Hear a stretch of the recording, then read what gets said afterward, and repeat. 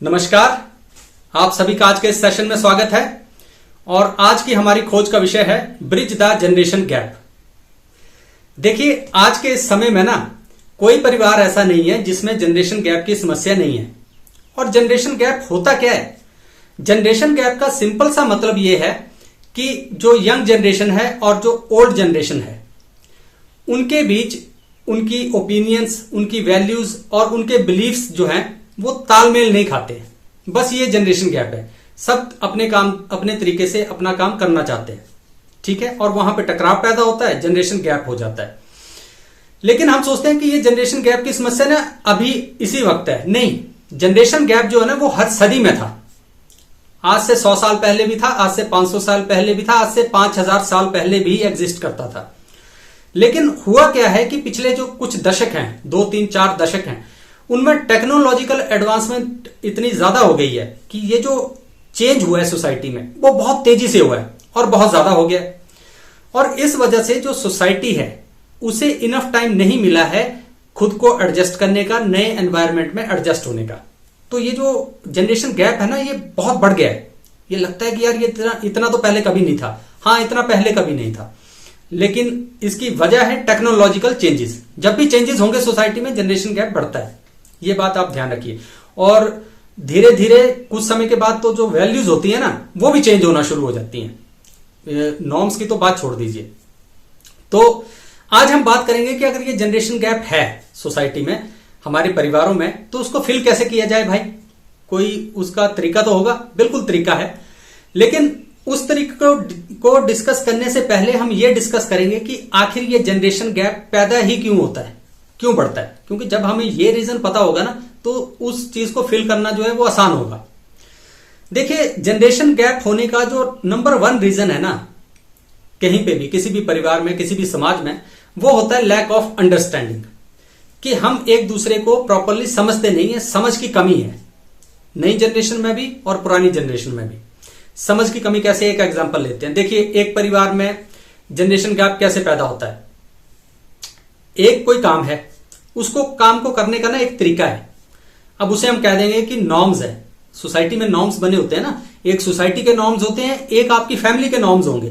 कितने बजे खाना खाना है या खाना खाने से पहले पूजा करनी है, कुछ भी इस तरह के नॉर्म्स होंगे ना आपकी फैमिली में भी। तो कोई भी काम जब करना होता है ना तो एक जनरेशन कहती है, मान लो बड़े कहते हैं कि इस काम को इसी तरह से करेंगे, और छोटी जनरेशन जो है, बच्चे हैं, वो कहते हैं कि नहीं, इस तरह से नहीं करेंगे, इस तरह से करेंगे। आजकल ये काम इस तरह से करें तो बड़ी आसानी से हो जाता है और जल्दी हो जाता है। तो बड़े अड़ जाएंगे, जिद में आ जाएंगे कि नहीं, ऐसे नहीं, ऐसे करेंगे, ऐसे ही होता है, हम ऐसे करते आए हैं, तुम देख लो जो करना है। अब वहां पे टकराव होगा और जनरेशन गैप जो है वो पैदा हो जाएगा, ठीक है। तो पहला रीजन जो है वो ये कि ज्यादातर केसेस में जो जनरेशन गैप पैदा होता है वो नॉर्म्स के ऊपर लड़ाई होती है, किसी काम को करने के तरीके के ऊपर लड़ाई हो रही होती है, और वहां पे अंडरस्टैंडिंग बनती नहीं है, और वहां पे टकराव पैदा होता है और गैप हो जाता है क्रिएट। ये पहला रीजन है, लैक ऑफ अंडरस्टैंडिंग। जो दूसरा रीजन है जनरेशन गैप होने का, वो होता है कंपैरिजन। कि पेरेंट्स हैं वो लगातार अपने बच्चों को ना दूसरों से कंपेयर करते रहते हैं। देखो, वो ये हो गया, वहां ये हो गया, वहां ये हो गया, तुम तो ऐसा करते नहीं। जबकि उनको नहीं पता है कि उनके घर के हालात क्या हैं। और इसी तरह बच्चे भी कम नहीं है, वो भी अपने पेरेंट्स को दूसरों से कंपेयर करते रहते हैं कि देखो उसके पेरेंट्स कितने अच्छे हैं, उन्होंने ये दिला दिया, उन्होंने ये दिला दिया, वो उसके साथ ऐसे रहते हैं, वैसे रहते हैं। तो वहां पे होता क्या है, जब आप एक दूसरे का कंपैरिजन करती है ना जनरेशंस, तो वहां पे रिफ्ट बढ़ जाती है। और वो कंपैरिजन भी तब करते हैं जबकि आपके पास पूरी इंफॉर्मेशन नहीं है कि वो जो काम कर रहे हैं वो क्यों कर रहे हैं, और जो काम नहीं कर रहे वो क्यों नहीं कर रहे। आप सिंपली एक कंपैरिजन जो है वो किसी के ऊपर थोप देते हैं। आप ऐसे कह दोगे कि देखो वो कितने अच्छे हैं, उसकी मम्मी तो रील्स बनाती है, आप क्यों नहीं बनाते। भाई नहीं बनाते, उसमें क्या दिक्कत है। वो देखो कितने अच्छे मॉडर्न कपड़े पहनते हैं, बस इसी पे लड़ाई झगड़ा हो गया। तो कंपैरिजन जो है वो दूसरा रीजन है आज के समय में। जो तीसरा रीजन है वो है जस्ट लाइक मी। इसका मतलब पता क्या है? इसका मतलब है कि ओल्डर जनरेशन जो है, माता पिता जो है कह लीजिए, वो हमेशा ये चाहते हैं कि मेरे बच्चे ना मेरे जैसे बन जाए, सेम मेरे जैसे हों, एक ही चीज नहीं करे मेरे जैसे, पैसा मेरे से बहुत ज्यादा कमाए लेकिन बाकी मेरी तरह रहे, मेरी तरह ही खाए, मेरी तरह ही कपड़े पहने, मेरी तरह ही संस्कार हूं, जैसा मैं जिन वैल्यूज को देखता है वैसे ही करें, सब कुछ वैसा ही करें और हूबहू मेरी फोटोकॉपी बन जाए, तो भाई जब आप उन्हें वैसा बनाना चाहोगे तो कहां बनेंगे? वो नहीं बनेंगे ना। इसका मतलब है कि आप समाज को, समय को, हालातों को सही से नहीं समझ पा रहे हो। आप उन्हें अपने जैसा क्यों बनाना चाह रहे हो? और कुछ चीजों में बनाना चाह रहे हो, कुछ में नहीं बनाना चाह रहे हो, तो वहां तो रिफ्ट पैदा होगा ही होगा। इसी तरह जो बच्चे हैं वो भी पेरेंट्स को कुछ चीजों में चाहते हैं कि ये ऐसे बन, चिंटू की मम्मी बन जाए, चिंटू के पापा बन जाए। कुछ चीजों में चाहते हैं जो चीजें ठीक है कि अब ऐसे रहें। तो जस्ट लाइक मी वाला जो कॉन्सेप्ट है कि ऐसे बन जाओ, मेरी तरह बन जाओ। या कोई बच्चे बहुत ज्यादा मॉडर्न है तो कहेंगे हम पापा आप मॉडर्न क्यों नहीं बनते, आप बनो ना, ये जीन्स पहनो, ये अरे भाई वो कुर्ता पजामा पहनेंगे, धोती पहनेंगे, आप क्यों पीछे पड़े हुए? ठीक है, तो ये जो है इन 3 वजहों से जो है ना, मुख्य बहुत सी हो सकती है लेकिन ये 3 मेन रीजन है जिनकी वजह से जनरेशन गैप्स जो है वो बढ़ जाते हैं, उनकी बुनियाद रखी जाती है और फिर वो रिफ्ट जो है वो वाइडन बढ़ती जाती है। ये रीजन है। अच्छा, बात ये होती है कि अच्छा चलिए ये जनरेशन गैप तो है भाई साहब, अब इसको दूर कैसे करें, फिल कैसे करें? देखिए, जनरेशन गैप को फिल करने का ना जो सबसे पहला प्रयत्न आपको करना पड़ेगा वो प्रयत्न है कम्युनिकेशन। देखिए होता क्या है, हर समय काल में ना जो दिल और दिमाग की भाषा होती है ना वो अलग अलग होती है, बदल जाती है। शब्द बदल जाएंगे, भाषाएं बदल जाएंगी, एक्सप्रेस करने के तरीके बदल जाएंगे। तो आप एक दूसरे की ना भाषा समझिए अगर आपको जनरेशन गैप को फिल करना है तो। सबसे पहले तो जो माता पिता हैं, बड़े हैं, उनकी जिम्मेवारी बनती है कि जो आज नई जनरेशन है जिस तरह से वो खुद को एक्सप्रेस कर रही है उस तरह से, और अगर वो एक लिमिट में है, एक दायरे में है, तो आप वो भाषा सीख लीजिए, कोई दिक्कत नहीं है। अगर वो प्रेम को किसी एक तरह से एक्सप्रेस कर रहे हैं, फादर्स डे मना रहे हैं, मदर्स डे मना रहे हैं, बर्थडे मना रहे हैं, आपने नहीं मनाया, कोई बात नहीं, मान लो उस चीज को यार, क्या दिक्कत है? ठीक है, तो एक दूसरे के दोस्त बन जाओ। जब आप फ्रेंड्स बनेंगे ना तो आपका गैप कम हो जाएगा। एक दूसरे के एक्सप्रेशन की भाषाएं सीख लीजिए, शब्द सीख लीजिए। उससे क्या होता है कि कम्युनिकेट करने में ना आसानी होती है, कनेक्टेड फील करते हैं आप एक दूसरे से। और इसी तरह बच्चे जो हैं वो भी अपने माता पिता का जो पास्ट है उसको नकार ना दें, वो भी उनके जीवन का एक अहम हिस्सा है। उन्होंने अपने 40-50 साल उसी पास्ट के आधार पर जिए हैं, वो उनके जीवन का एक बहुत बड़ा हिस्सा है। तो आप उसे यूं मत सोचिए कि पापा इस पास्ट को काटो और उठा के फेंक दो, नहीं, ऐसा नहीं हो सकता। ठीक है, तो एक दूसरे का सम्मान कीजिए, एक दूसरे के साथ कम्युनिकेट कीजिए, एक दूसरे को समझिए। ये तो जनरेशन गैप ब्रिज करने का पहला तरीका है। इसके बाद इस गैप को ब्रिज करने का जो दूसरा तरीका है वो है ओपन माइंड। हमेशा ना एक ओपन माइंड के साथ चलिए। कम्युनिकेशन तो बेहतर हो गया लेकिन माइंड भी ओपन होना चाहिए, क्योंकि कई बार आपने देखा होगा कि आप तौर तरीके सीख लेंगे, शब्द सीख लेंगे, लेकिन माइंड ओपन नहीं रखेंगे।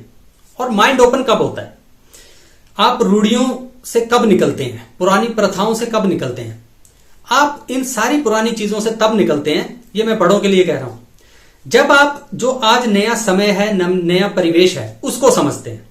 देखिए, नॉर्म्स होते हैं ना, जैसे हमने पहले डिस्कस किया, किसी काम को करने का तरीका होगा, और एक होंगी आपकी वैल्यूज जो आपने मूल्य संस्कार अपने बच्चों को दिए होंगे। तो मेरी तो आपसे यह गुजारिश है कि जब तक आपके बच्चे आपकी वैल्यूज को प्रोटेक्ट कर रहे हैं, आपके संस्कारों को प्रोटेक्ट कर रहे हैं, उनको मान रहे हैं ना, तो किसी काम को करने के तरीके पर या नॉर्म्स पर झगड़ा मत कीजिए, बेकार की बात है। संस्कारी हैं, वैल्यूज मानते हैं, चोरी नहीं करते हैं, डकैती नहीं करते हैं, झूठ नहीं बोलते हैं, अच्छे हैं, अच्छा चाल चलन है, ठीक है। लेकिन अगर आप नॉर्म्स पे झगड़ा करके अपनी अशांति अपने परिवार में पैदा करना चाहते हैं तो वो सरासर बेवकूफी है, वो मत कीजिए।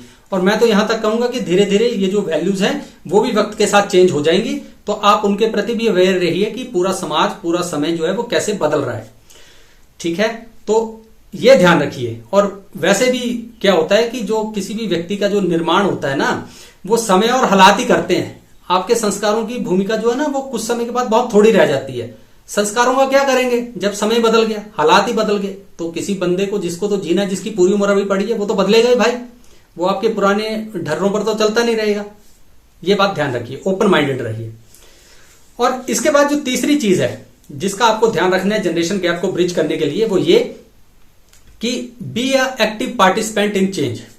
ये मैं खासकर ओल्डर जनरेशन के लिए कह रहा हूं कि जो भी चेंज है ना इस वक्त सोसाइटी में हो रहा है, उसमें एक्टिवली पार्टिसिपेट कीजिए, पॉजिटिवली पार्टिसिपेट कीजिए। देखिए, चेंज तो होना ही होना है। आप उस चेंज को एक्सेप्ट कीजिए या ना कीजिए, आपके कुछ भी एक्सेप्ट करने ना करने से कोई फर्क नहीं पड़ेगा, चेंज होगा ही होगा। होता आया है, आप भी, आपके समय में भी चेंज हुआ है, अब भी होगा, और अब तो बल्कि 10 गुना ज्यादा तेजी से हो रहा है। तो उसको आप चेंज को तो रोक नहीं सकते, तो उससे अच्छा है कि आप इसके ना पार्टिसिपेंट बन जाइए चेंज के, और नई जनरेशन की जो एस्पिरेशंस है उसे समझिए, और ये जो चेंजेस हो रहे हैं समाज में, सोसाइटी में, वो नई जनरेशन की जीवन में अच्छे से इंप्लीमेंट हो जाएं। उसके लिए आपके पास जो इतना बड़ा रिजर्वायर है ना, 40, 50, 60 साल, 70 साल का जो एक्सपीरियंस है, उसका फायदा उठाइए, और बच्चों के जीवन में जो चेंज हो रहे हैं, छोटी जनरेशन के जीवन में, वो बढ़िया से इंप्लीमेंट हो जाए, उसके लिए प्रयत्न कीजिए। ना कि वहां पर एक स्टम्बलिंग ब्लॉक बन के अड़ जाइए, किसी जिद में बैठ जाइए, उससे कुछ होना है नहीं। एक एग्जांपल ले लो, पुरानी गाड़ियां है ना, जो 80s में, मिड 80s 90s में जो मारुति 800 का मॉडल निकला था, वो आज दिखता है कहीं सड़क पे? नहीं दिखता ना, वो चला गया। तो आप भी वो पुराना मॉडल हो 800 का, आप भी नहीं रहोगे, और आपकी चलेगी भी नहीं, और आप ये जो 4 लेन सुपर हाईवेज बन रहे हैं, उनपे 800 दौड़ेगी भी नहीं। तो आपको, आप ही साइड होगे, ये चेंजेस होने ही होने हैं। तो कोशिश कीजिए कि आप एक प्लेटफॉर्म बनिए, ताकि नई जनरेशन खुद को लॉन्च कर सके आपके थ्रू। अपने एक्सपीरियंस का फायदा दीजिए उन्हें, और पुरानी जनरेशन और जो नई जनरेशन है, वो भी जो इतना बड़ा रिजर्वायर उनके आसपास, उनके पेरेंट्स, उनके बड़ों के रूप में है, जिनके पास इतना ज्यादा एक्सपीरियंस है, उससे फायदा उठाओ भाई। लड़ो मत, उन्हें अपना दुश्मन मत मान लो। उनके पास एक्सपीरियंस है, उस एक्सपीरियंस का फायदा उठाओ। बस कम्युनिकेट बेटर करो, ओपन माइंडेड रहो, और एक दूसरे को समझो।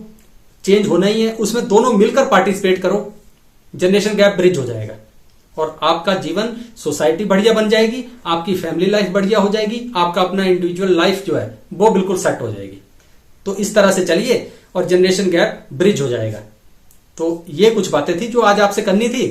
दोबारा फिर कभी किसी और खोज पे निकलेंगे, तब तक अपना ख्याल रखिए। नमस्कार।